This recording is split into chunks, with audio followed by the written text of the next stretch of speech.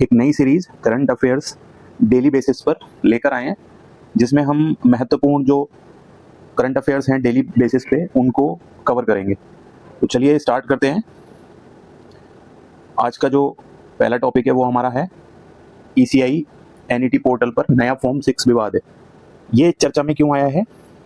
क्योंकि चुनाव आयोग ने ECI NET पोर्टल पर नए मतदाता पंजीकरण फॉर्म 6 के लिए माता पिता के निर्वाचन विवरण की मांग को लेकर कानूनी बहस को शुरू किया है, जिसके कारण ये चर्चा में आया है।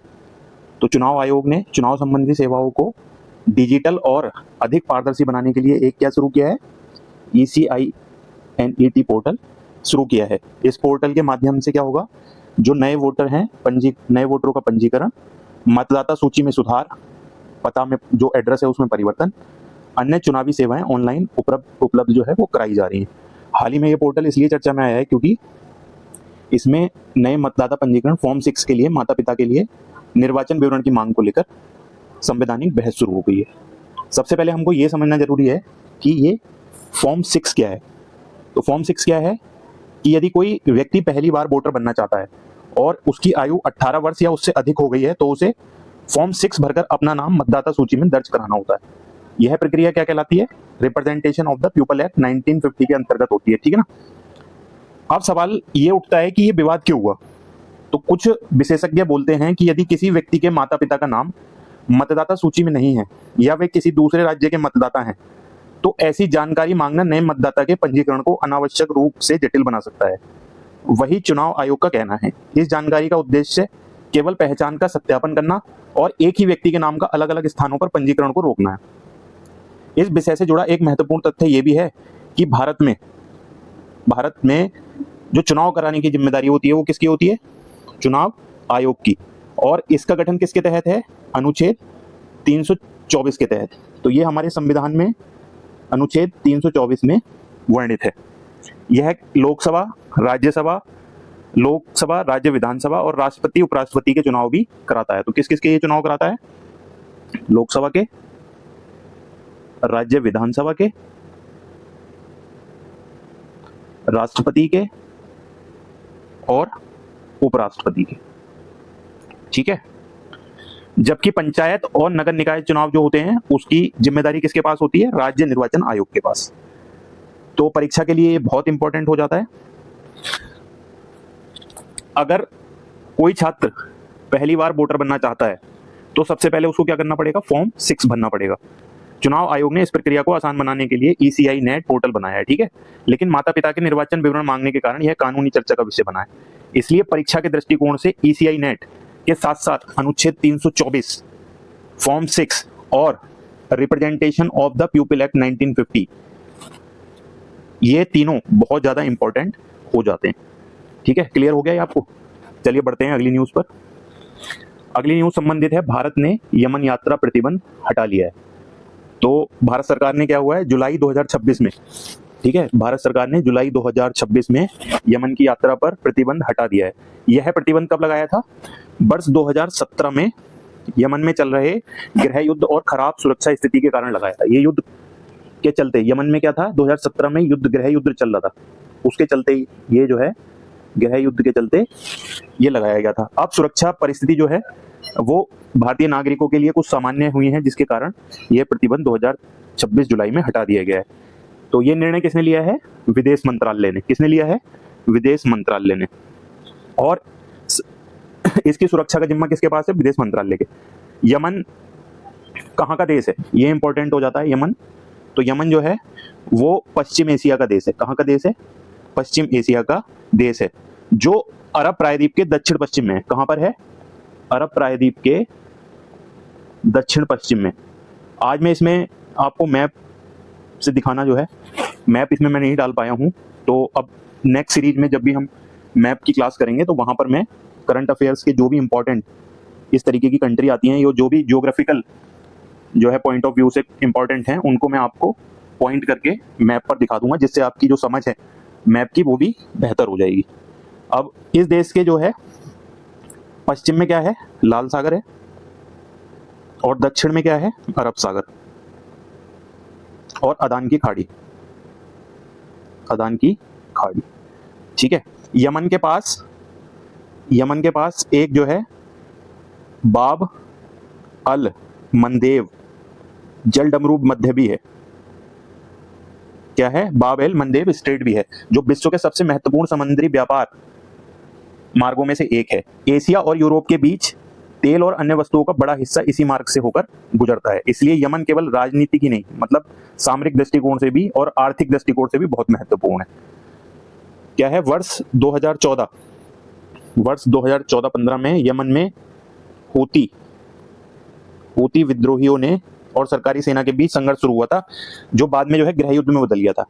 इस संकट के दौरान भारत ने ये इंपॉर्टेंट फैक्ट है बहुत, भारत ने 2015 में ऑपरेशन राहत चलाया था, ठीक है, जिसमें 5600 लोगों को सही सलामत बाहर निकाला था, जिसमें से 4700 भारतीय थे और 40 दूसरे देश के नागरिक थे। तो यहाँ पर परीक्षा की दृष्टिकोण से क्या महत्वपूर्ण हो जाता है? देखिए, एक तो ऑपरेशन राहत चलाया था भारत ने 2015 में, दूसरा यमन की जो राजधानी है वो क्या है? सना। क्या है? सना। यहाँ की मुद्रा क्या है? यमनी रियाल। महत्वपूर्ण जल डमरू मध्य क्या है यहाँ का? बाबा अल मंदेव। क्या है? बाबा अल मंदेव। यहाँ पर वर्ष 2015 में ऑपरेशन राहत चलाया था, ठीक है, और भारत ने वर्ष 2026 ने यात्रा पर प्रतिबंध हटा दिया है। चलिए बढ़ते हैं अगली न्यूज पे। अगली न्यूज है दक्षिण पश्चिम मानसून पूरे देश में क्या हो गया है? अभी सक्रिय हो गया है, ठीक है। तो मानसून का जो पूरा देखता है वो कौन देखता है? आईएमडी क्या है? भारत मौसम विज्ञान। क्या है? भारत मौसम विज्ञान। तो इसने क्या करा है? इसकी घोषणा की है। तो दक्षिण पश्चिम मानसून क्या है? पूरे भारत में सक्रिय हो चुका है, और इसके साथ ही उत्तराखंड, महाराष्ट्र, केरल, कर्नाटक, पंजाब और पश्चिम बंगाल में भारी वर्षा की क्या हुई है? चेतावनी दी। तो मानसून भारत की अर्थव्यवस्था और कृषि के लिए बहुत ही महत्वपूर्ण माना जाता है, क्योंकि देश के लगभग 70% वार्षिक वर्षा दक्षिण पश्चिम मानसून से होती है। कौन से मानसून से होती है? दक्षिण पश्चिम मानसून से कितनी वर्षा होती है? 70%, ठीक है ना। तो दक्षिण पश्चिम मानसून की शुरुआत वैसे तो सामान्यतः 1 जून से होती है, ठीक है, और कहां से शुरू होती है? केरल के तट से। कहां से शुरू होती है? केरल के तट से, और लगभग 1 महीने में पूरे भारत में ये फैल जाता है। ये इसका मुख्य कारण क्या होता है? गर्मियों में भारतीय भूभाग का अत्यधिक गर्म होना, जिससे क्या पड़ता है? लो प्रेशर बनता है। इसके कारण हिंद महासागर से नमी भरी हवाएं भारत की ओर जाती हैं और वर्षा कराती हैं। मानसून की 2 शाखाएं हैं मुख्यतः भारत में, एक अरब सागर वाली शाखा और दूसरी क्या है? बंगाल की खाड़ी, ठीक है। तो जो अरब सागर वाली पश्चिमी घाट से क्या होती है? भारी वर्षा होती है, और बंगाल की खाड़ी से पूर्वोत्तर भारत और गंगा के मैदानों में वर्षा होती है। भारतीय मानसून पूरी तरीके से जो है वो भारतीय अर्थव्यवस्था पर असर डालता है। अब इसमें इंपॉर्टेंट हो जाता है प्रीलिम्स के हिसाब से कि आईएमडी की स्थापना कब हुई थी? तो 1875 में। इसका मुख्यालय कहाँ पर है? नई दिल्ली में। और ये IMD ministry of earth science के अंडर में काम करता है। किसके अंडर में काम करता है? पृथ्वी विज्ञान मंत्रालय के अंदर, ठीक है। चलिए अगली न्यूज पे बढ़ते हैं। भारत का लक्ष्य क्या है 2027 तक? फाइलेरिया उन्मूलन का, ठीक है। तो भारत सरकार ने वर्ष 2027 तक ये क्या है? लिम्फेटिक फाइलेरिया को देश से समाप्त करने का लक्ष्य बनाया है। फाइलेरिया क्या होता है? फाइलेरिया एक तरीके का पैरासाइट होता है, ठीक है, यानी कि परजीवी। क्या होता है? परजीवी, जो कि संक्रमित मच्छरों के काटने से फैलता है। किससे फैलता है? संक्रमित मच्छरों के काटने से। तो इस बीमारी का सबसे मुख्य कारण क्या होता है? एक परजीवी होता है यूकेरेरिया बेनक्रोफ्टी। ये क्या है? एक परजीवी है, ठीक है। और भारत में इसका जो मुख्य वाहक है वो क्यूलेक्स मच्छर है। ये बहुत ही इंपॉर्टेंट हो जाता है पॉइंट ऑफ व्यू से, एग्जाम पॉइंट ऑफ व्यू से, कि भारत में कौन सा मच्छर है? क्यूलेक्स, और इसका परजीवी क्या है? यूकेरेरिया बेनक्रोफ्टी, ठीक है। जब संक्रमित मच्छर किसी स्वस्थ व्यक्ति को काटता है तो परजीवी उसके शरीर में प्रवेश कर उसकी जो लिम्फेटिक सिस्टम है उसको क्या करता है? इफेक्ट करता है, और यह तंत्र शरीर से अतिरिक्त द्रव निकालने और रोग प्रतिरोधक क्षमता बनाए रखने में काम करता है। लंबे समय तक संक्रमण रहने पर हाथ, पैर और जननांग में सूजन हो जाती है।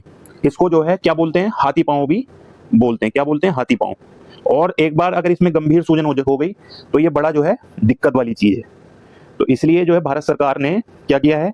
इसको 2027 तक खत्म करने का फैसला लिया है। क्लियर है यहां तक?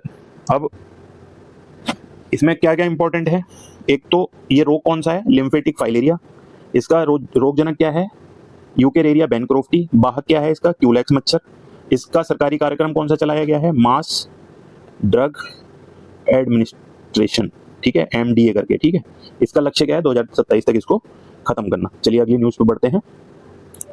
ताइवान भारत से आगे निकला है, किसमें, क्यों है चर्चा में, कि मार्केट कैपिटलाइजेशन के आधार पर ताइवान दुनिया का पांचवा सबसे बड़ा शेयर बाजार का देश बन गया है, ठीक है। ये खबर इसलिए भी महत्वपूर्ण हो जाती है क्योंकि किसी देश के शेयर बाजार का आकार उसकी कंपनियों के कुल बाजार मूल्य, निवेशकों के विश्वास और आर्थिक विकास का संकेत माना जाता है। इसलिए इसका अर्थ ये नहीं है कि ताइवान की अर्थव्यवस्था भारत से बड़ी हो गई है, बल्कि केवल उसके शेयर बाजार का कुल मूल्य अधिक हो गया है। तो मार्केट कैपिटलाइजेशन समझते हैं पहले, मार्केट कैपिटलाइजेशन क्या है। तो किसी कंपनी का एक शेयर की वर्तमान कीमत, ठीक है, और कुल जारी शेयरों की संख्या बराबर क्या होती है, मार्केट कैपिटलाइजेशन। इसको इस तरीके से समझते हैं, जैसे एक कोई कंपनी है मान लीजिए, ठीक है, उसके पास 10 करोड़ शेयर है, उसके पास क्या है 10 करोड़ शेयर है, और प्रत्येक शेयर की कीमत कितनी है, 100 रुपए है, तो उसका मार्केट कैप कितना हो जाएगा, 10,000 करोड़ का, ठीक है ना, कितना हो जाएगा 10,000 करोड़। और किसी देश के शेयर बाजार का कुल मार्केट कैप उस देश में सूचीबद्ध सभी कंपनियों के मार्केट कैप का क्या होता है, एक योग होता है। तो ताइवान के आगे निकलने का एक सबसे बड़ा मुख्य कारण क्या है कि उसका जो सेमीकंडक्टर उद्योग है उसमें उसको क्या मिल रही है, बहुत ज्यादा बढ़त मिल रही है, और उसकी कई कंपनियां जो है वो शेयरों में काफी आगे बढ़ गई हैं, जिससे उसका शेयर बाजार का मूल्य क्या हुआ है, बढ़ गया है, ठीक है। तो परीक्षा के हिसाब से क्या महत्वपूर्ण है, एक तो मार्केट कैपिटलाइजेशन क्या होता है, शेयर मूल्य और कुल जारी शेयरों की संख्या का गुणांक, ठीक है। और ताइवान की बढ़त का प्रमुख कारण क्या है, सेमीकंडक्टर उद्योग, ठीक है ना। चलिए बढ़ते हैं अगली न्यूज पे। जनगणना 2027 के बारे में क्या खबर है कि भारत सरकार ने जनगणना 2027 की तैयारी क्या कर दी है, शुरू कर दी है। तो ये 2 चरणों में की जा रही है, ठीक है ना, और ये किसके तहत की जा रही है, जनगणना अधिनियम 1948 के तहत। अब इसमें क्या है कि इसका संचालन किसके द्वारा होगा, भारत के रजिस्ट्रार जनरल और जनगणना आयुक्त के अंतर्गत, और ये जनगणना अधिनियम 1948 के तहत होगा। तो जनगणना, सेंसस बेसिकली होता क्या है, जनगणना क्या होती है, सेंसस किसी देश में एक निश्चित समय पर रहने वाले सभी लोगों की संख्या तथा उनके सामाजिक, आर्थिक और जनसांख्यिकीय विवरणों का आधिकारिक सर्वेक्षण क्या कहलाता है, जनगणना कहलाता है। मतलब किसी देश में एक निश्चित समय पर रहने वाले सभी लोग और उनका सामाजिक, आर्थिक, जनसांख्यिकीय विवरण का जो सर्वेक्षण होता है वो क्या है, जनगणना। इसमें जो है केवल जनसंख्या नहीं गिनती, बल्कि क्या गिना जाता है, एक तो आयु, उनका लिंग क्या है, शिक्षा क्या है उनकी, व्यवसाय, भाषा, धर्म, उनकी साक्षरता, उनका आवास, और भी उसमें महत्वपूर्ण जानकारियां होती हैं। तो पहली जो नियमित समकालिक जनगणना कब हुई थी, ये बहुत इंपॉर्टेंट है दोस्तों, 1881 में। कब हुई थी, 1881 में, ब्रिटिश शासन के दौरान, ठीक है। कब हुई थी ये, ब्रिटिश शासन के दौरान। उसके बाद स्वतंत्रता के बाद से ये प्रत्येक 10 वर्ष में कराई जाती है। 2011 में पिछली जनगणना हुई थी, जबकि 21 में कोविड महामारी के कारण यह नहीं हो पाई थी, इसलिए ये अब 2027 में हो रही है। तो 2021 में ये नहीं हो पाई थी, लास्ट कब हुई है, 2011 में, अब कब हो रही है, 2027, ठीक है, क्लियर हो गया ये। अब चलते हैं अगली न्यूज पे, ये संबंधित है भारत की अर्थव्यवस्था से। तो हाल ही में क्या है, आर्थिक अनुमानों के हिसाब से वित्त मंत्रालय ने फाइनेंशियल ईयर 2026-27 में भारत की अर्थव्यवस्था को लगभग बताया है कि 6.4% की दर से बढ़ सकती है। इसके साथ ही भारत क्या है, दुनिया की सबसे तेज गति से बढ़ने वाली अर्थव्यवस्थाओं में बना रह सकता है। यह अनुमान इसलिए भी महत्वपूर्ण हो जाता है क्योंकि देश की आर्थिक स्थिति, निवेशक और भविष्य की, इससे क्या पता चलता है, संभावनाओं को पता चलता है। अब बेसिकली समझते हैं कि जीडीपी क्या है, ठीक है ना। तो किसी देश में एक वर्ष के दौरान उत्पादित सभी अंतिम वस्तुओं और सेवाओं के कुल मौद्रिक मूल्य को क्या कहा जाता है, जीडीपी कहा जाता है, ठीक है ना। तो सरल शब्दों में यदि मैं कहूं तो जीडीपी क्या है, किसी देश की अर्थव्यवस्था का आकार उसकी उत्पादन क्षमता को दर्शाता है। तो भारत क्या है, मजबूत आर्थिक वृद्धि के पीछे, भारत की मजबूत आर्थिक वृद्धि के पीछे मुख्य कारण क्या है, एक तो उसका बुनियादी ढांचा और डिजिटल अर्थव्यवस्था का विस्तार, डिजिटल इकोनॉमी का विस्तार, मैन्युफैक्चरिंग, उसके अलावा सर्विस सेक्टर का अच्छा होना, ठीक है। तो यहां से आप ये ध्यान रखिए कि जीडीपी क्या है, ये आपसे पूछ सकता है। दूसरा, अनुमानित जीडीपी वृद्धि दर क्या है, 6.4, और भारत विश्व की सबसे तेजी से बढ़ती अर्थव्यवस्थाओं में शामिल है। चलिए बढ़ते हैं अगली न्यूज़ पे। अगली न्यूज़ है भारत ऑस्ट्रेलिया संबंधों से। तो हाल ही में प्रधानमंत्री जी ने ऑस्ट्रेलिया यात्रा की थी, तो उसके ऑस्ट्रेलिया यात्रा के दौरान दोनों देशों के बीच व्यापार, स्वच्छ ऊर्जा, शिक्षा और रणनीतिक सहयोग पर चर्चा जो है मुख्य रही। इसमें भारत और ऑस्ट्रेलिया पिछले कुछ वर्षों में केवल व्यापारिक साझेदारी पे ही काम नहीं कर रहे हैं, बल्कि एक रणनीतिक सहयोगी भी बनकर उभरे हैं। तो दोनों देश क्वाड के सदस्य हैं। क्वाड में 4 देश कौन कौन से हैं? एक तो इंडिया, ऑस्ट्रेलिया, अमेरिका और जापान। ठीक है, इसका उद्देश्य क्या है? हिंद प्रशांत क्षेत्र में मुक्त, सुरक्षित और नियम आधारित समुद्री व्यवस्था को बढ़ावा देना। यह एक सैन्य गठबंधन नहीं है, बल्कि ये क्या है? एक रणनीतिक सहयोग मंच है। ठीक है, ऑस्ट्रेलिया जो है भारत को क्या देता है? कोयला, प्राकृतिक गैस, ऊन और महत्वपूर्ण खनिज निर्यात करता है। ठीक है ना, जबकि भारत क्या है? दवाई, वस्त्र, इंजीनियरिंग सेवाएं, आईटी सेवाएं, ये क्या करता है? निर्यात करता है। इसके अलावा दोनों देशों के बीच क्या है? ECTA, ये एक महत्वपूर्ण जो है एक्रोनिम है। इसमें क्या है? Economic cooperation and trade agreement. Economic cooperation and trade agreement लागू होने से व्यापार और निवेश को क्या मिली है? गति मिली है। तो परीक्षा की दृष्टि से क्या क्या महत्वपूर्ण है यहाँ पर? एक तो क्वाड के 4 सदस्य हैं, इंडिया, ऑस्ट्रेलिया, अमेरिका और जापान। ठीक है, चलिए बढ़ते हैं अगली न्यूज पर। तमिलनाडु की प्राचीन मूर्तियों की वापसी से संबंधित ये न्यूज है। तो हाल ही के दिनों में क्या है? विदेशों से तमिलनाडु की कई प्राचीन मूर्तियां भारत में वापस लाई गई। ये मूर्तियां जो है वर्षों पहले अवैध रूप से चोरी करके विदेशों में तस्करी के माध्यम से पहुंची थी। तो भारत सरकार ने ASI की मदद से और विदेश मंत्रालय के प्रयास से जो हमारी सांस्कृतिक धरोहर की वापसी है उसको संभव किया है। ये मूर्तियों की वापसी नहीं है, बल्कि सांस्कृतिक विरासत की पुनर्स्थापना का महत्वपूर्ण कदम। तो इसमें एक तो आर्कियोलॉजिकल सर्वे ऑफ इंडिया, इसकी महत्वपूर्ण भूमिका है। इसकी स्थापना कब हुई थी? 1861 में। किसके द्वारा? Alexander Cunningham.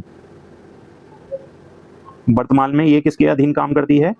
Ministry of culture के अंदर। ठीक है, अब अंतर्राष्ट्रीय स्तर पर क्या है? यूनेस्को कन्वेंशन है, ये भी महत्वपूर्ण हो जाता है। इसका जो काम है, इस सम्मेलन का उद्देश्य सांस्कृतिक संपत्तियों की अवैध चोरी, तस्करी और धरोहरों को उनके मूल देश को वापस दिलाने में सहयोग करना भी है। तो भारत भी इस सम्मेलन का सदस्य है और इसी आधार पर कई देशों से अपनी ऐतिहासिक मूर्तियों को वापस ले चुका है। तो इस न्यूज में क्या इंपॉर्टेंट हो जाता है? एक तो आर्कियोलॉजिकल सर्वे ऑफ इंडिया, जिसकी स्थापना कब हुई थी? 1861 में। ये किस मंत्रालय के अधीन है? तो ये मिनिस्ट्री ऑफ कल्चर के अधीन काम करता है। यूनेस्को कन्वेंशन, ये 1970 में इसकी स्थापना हुई थी। ठीक है, तो ये आज के थे करंट अफेयर्स। अगर दोस्तों आपको अच्छे लगे हों तो चैनल को सब्सक्राइब कर दीजिए। मिलते हैं कल की करंट अफेयर्स के साथ इसी चैनल पर। तब तक के लिए धन्यवाद।